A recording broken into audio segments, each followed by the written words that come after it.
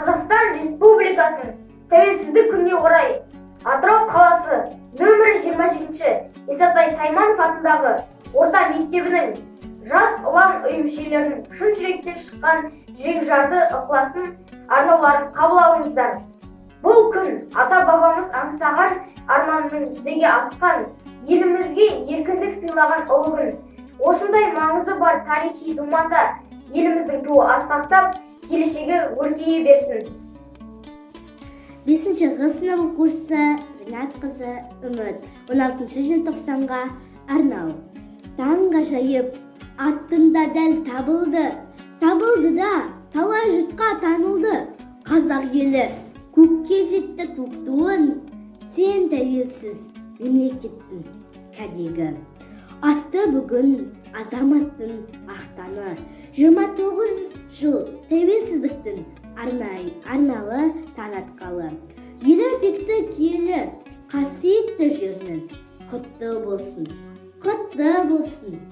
арманы. Бабамның да арманы осы еді ғой аңсаған. Тәуелсіздік таңдары бақ береді баршаға. Көк туымды қолыма бүгін беріп ұстадым. Түсті бақыт жолыма менің Қазақстаным.